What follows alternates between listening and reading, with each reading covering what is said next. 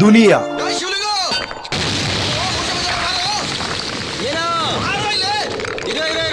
2007 ಅಲ್ಲಿ ಈ cinema release ಆಗಿದ್ದು.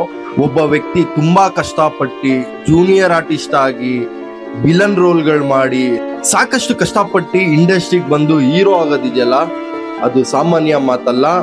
ಸೊ ಆ ತರ ಒಬ್ಬ ಹೀರೋ ನಮ್ಮ ದುನಿಯಾ ವಿಜಯ್ ಸರ್. ಅಂಡ್ ಸುಕ್ಕ ಸೂರಿ ಅವರು ಅಷ್ಟೇ ಸಾಕಷ್ಟು ಕಷ್ಟಪಟ್ಟಿದ್ದಾರೆ.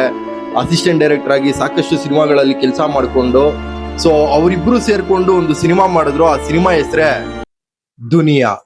ಎಲ್ಲಿ ಒಳ್ಳೆ ಮನ್ಸುಗಳಿರುತ್ತೆ ಅಲ್ಲಿ ಒಂದು ಅದ್ಭುತವಾದ ಸಿನಿಮಾ ಆಗುತ್ತೆ. ಈ ಸಿನಿಮಾದ ಬ್ಯಾಕ್ ಗ್ರೌಂಡ್ ಮ್ಯೂಸಿಕ್, ಸಾಂಗ್ಸ್, ಈ ಸಿನಿಮಾದ ಡೈಲಾಗ್ಸು ನೀವು ನೋಡಿ, ಇಡೀ ಸಿನಿಮಾದಲ್ಲಿ ಒಂದು ಬಸ್ ಇಟ್ಕೊಂಡು ಅರ್ಧ ಸಿನಿಮಾನೇ ಮುಗಿಸ್ಬಿಟ್ಟಿದ್ದಾರೆ. ಹೀರೋ ಅವ್ರ ತಾಯಿ ತೀರೋದಾಗ ಆ ವ್ಯಕ್ತಿ ಏನ್ ಮಾಡ್ತಾನೆ, ಅವ್ರ ತಾಯಿ ಗೋರಿ ಕಟ್ಸ್ಬೇಕು ಅಂತ ಒಂದು ರೌಡಿಸಂ ಫೀಲ್ಡ್ಗೆ ಎಂಟ್ರಿ ಆಗೋದು.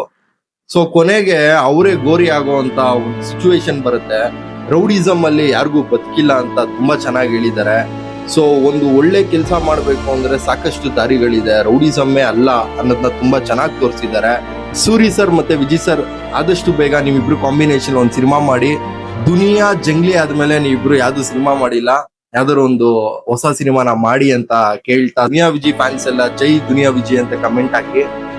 ಅಂಡ್ ದುನಿಯಾ ಸಿನಿಮಾದಲ್ಲಿ ನಿಮಗೇನ್ ಇಷ್ಟ ಆಯ್ತು ಅಂತ ಕಮೆಂಟ್ ಮಾಡಿ. ಮತ್ತೆ ಸಿಗ್ತೀನಿ, ಅಲ್ಲಿವರೆಗೂ take care, love you, bye.